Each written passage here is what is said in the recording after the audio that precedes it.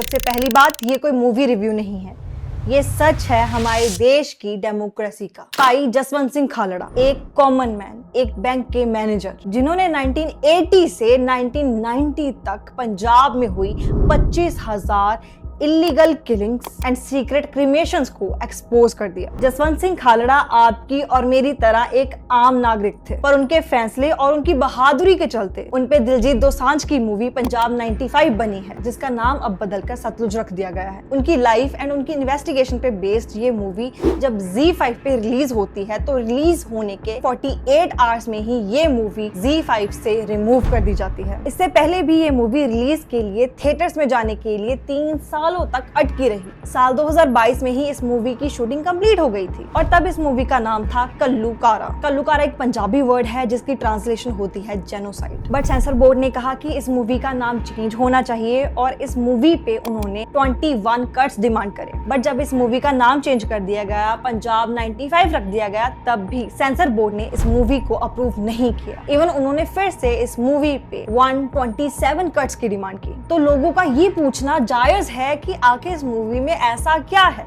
जो सरकार नहीं चाहती कि आम जनता देखे। एक सवाल ये भी है कि अगर देश में कश्मीर के हॉरर पे बेस्ड कश्मीर फाइल्स बन सकती है, बंगाल के ऊपर बंगाल फाइल्स बन सकती हैं, तो ये पंजाब फाइल्स से सेंसर बोर्ड को क्या दिक्कत है? इस पर्टिकुलर सिचुएशन में आपका क्या ओपिनियन है, ये कमेंट में जरूर बताना। और इस वीडियो में हम बात करेंगे भाई जसवंत सिंह की। वो कौन थे, उन्होंने क्या किया और कैसे किया, क्या था ये 25,000 किलिंग्स एंड इलीगल क्रिमेशंस का मामला।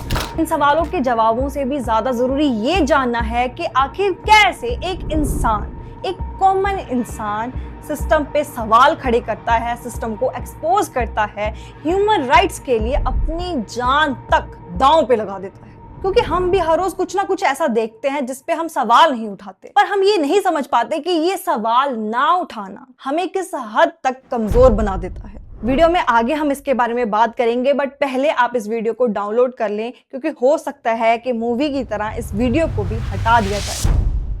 1980 से 90s का टाइम, ये एक ऐसा टाइम था जब पंजाब में वायलेंट क्राइम्स हो रहे थे, लोग गायब हो रहे थे और पंजाब पुलिस पे ये एलिगेशन लगाए जा रहे थे कि वो मेडल्स एंड प्रमोशंस की आड़ में पंजाब की आम जनता, आम लोगों को मार रहे थे। जून 1984 जब ऑपरेशन ब्लू स्टार कंडक्ट होता है और इस ऑपरेशन का बदला लेने के लिए प्राइम मिनिस्टर इंदिरा गांधी के सिख बॉडीगार्ड्स उनको गोली मार देते हैं। पीएम के असैसिनेशन के बाद पंजाबी सिख्स के खिलाफ दंगे भड़क जाते हैं, जिनमें हजारों सिख भाइयों की जान भी जाती है और यही क्योस पंजाब में सिख्स के फेक एनकाउंटर्स को इन्फ्लुएंस करता है। इस time Jaswant Singh Khalra Punjab and Sind bank में एक बैंक डायरेक्टर थे। 1992 में जब उनके दोस्त सुखविंदर सिंह, जो कि एक ह्यूमन राइट लॉयर थे, अचानक से गायब हो जाते हैं, तो उनके बारे में जानकारी जुटाते हुए वो पंजाब पुलिस की इस बेदर्दी को भी जान पाते हैं। अपने दोस्त को ढूंढने के लिए वो पुलिस स्टेशन जाते हैं, वो हॉस्पिटल जाते हैं और क्रिमेशन ग्राउंड्स पे जाकर भी वो अपने दोस्त को खोजते हैं। और अपने दोस्त को खोजते हुए वो ये रियलाइज करते हैं कि कैसे पंजाब की पुलिस प्रमोशन के लिए बेकसूर लोगों की जान ले रही है। लोगों को सिर्फ शक के आधार पर पुलिस उठा लेती है और उनको खाड़कू का टैग देकर उनका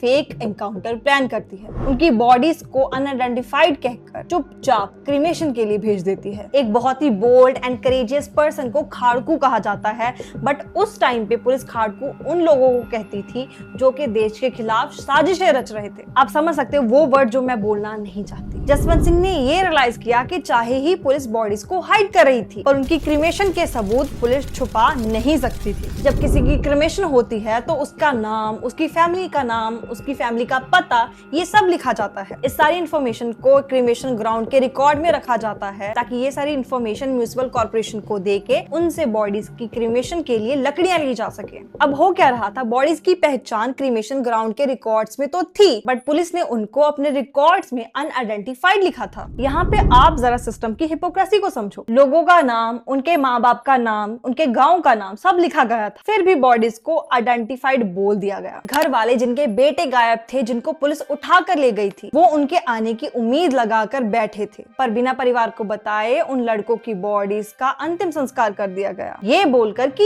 ये लोग तो अनआइडेंटिफाइड हैं। अब ये सब हो क्यों रहा था? इसमें एक बहुत ही बड़ा लूपहोल है। पुलिस सीधा ही लोगों को सिर्फ शक होने पर मार गिरा रही थी।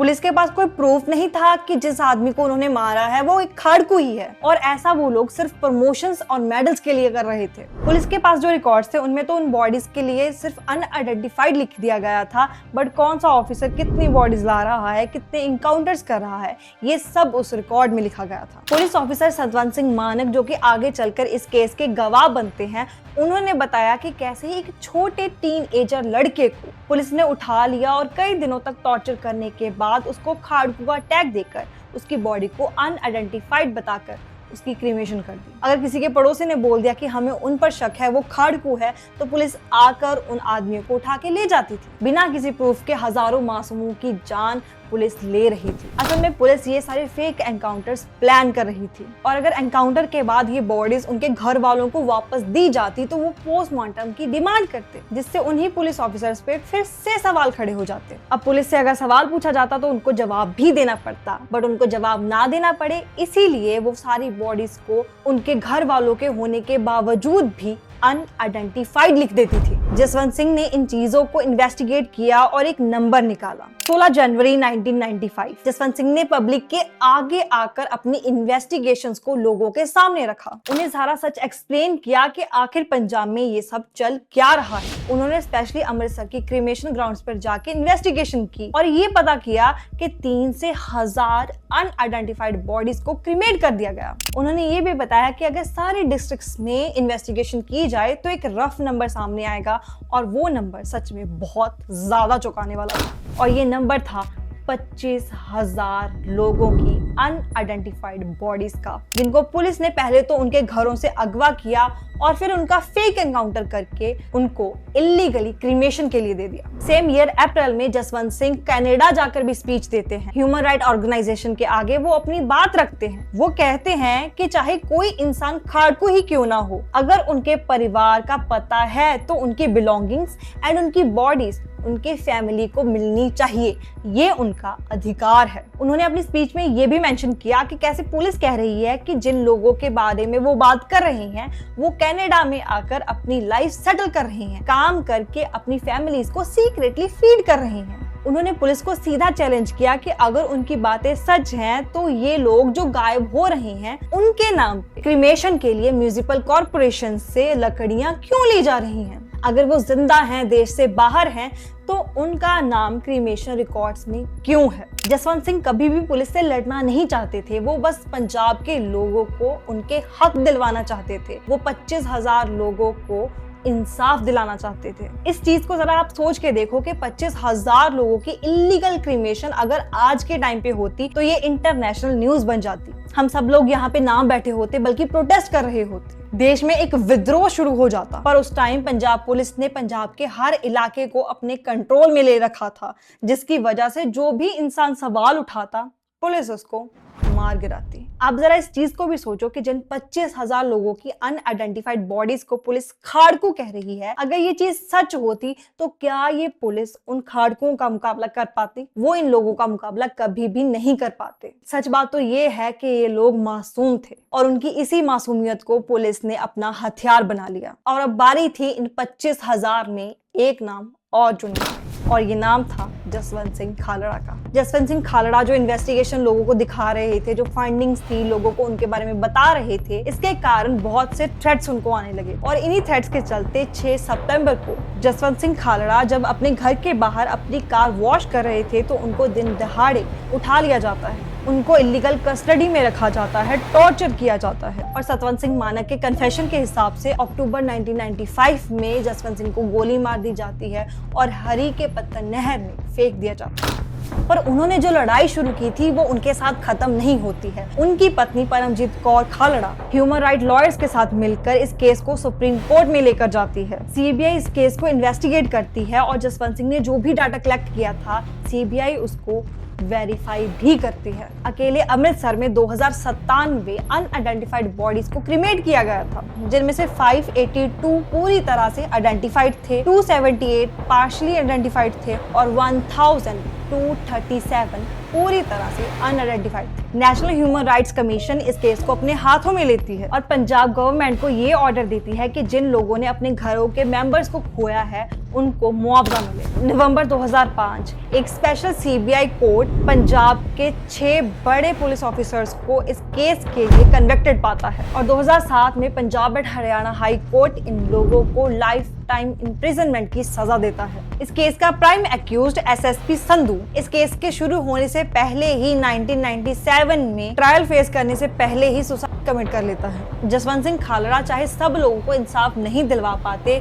पर उन्होंने फिर भी इन लोगों पे हो रहे जुल्मों को दुनिया के सामने बताया। हमारे आसपास ऐसे बहुत सारे लोग हैं जो कि बुरा होते हुए देखते हैं और फिर भी चुप रहते हैं। उनको समझाओ कि कैसे सिख गुरुज उन लोगों को भी जुल्म करने वाले के समान ही समझते थे जो जुल्म सहकर भी चुप रहता है। अगर जुल्म करना गलत है तो जुल्म के खिलाफ आवाज ना उठाना भी गलत है। मैं चाहती हूँ कि आप जसवंत सिंह की इस सच्ची कहानी से इंस्पिरेशन लें और अगर आपके सामने कुछ भी बुरा हो रहा हो तो आप उसके खिलाफ आवाज उठाएं, क्योंकि जब तक आप सवाल नहीं पूछते आपको जवाब नहीं मिल सकता। तो चलो अभी कमेंट करो कि कभी भी जुल्म देखकर तुम चुप नहीं रहोगे और हमेशा जुल्म के खिलाफ आवाज उठाओगे, चाहे वो जुल्म किसी औरत पे हो रहा हो, किसी मर्द पे हो रहा हो, किसी भी इंसान या फिर किसी भी जानवर पे हो रहा हो। जैसे मैंने सवाल उठाया कि कैसे अफगानिस्तान में औरतों से उनके सारे राइट्स छीने जा रहे हैं। अगर आप इस वीडियो को देखना चाहते हो तो यहाँ पे क्लिक करके इस वीडियो को देख सकते हो और इस स्पेशल वीडियो के बारे में आपका क्या ओपिनियन है ये भी कमेंट में जरूर बताना। और मैं स्पेशली चाहती हूँ कि हम इस टॉपिक को यहाँ पे खत्म ना करें, तो आप इसके बारे में जो भी सोचते हो सब कमेंट में लिख दो और चलो इसके बारे में और डिस्कशन करते हैं।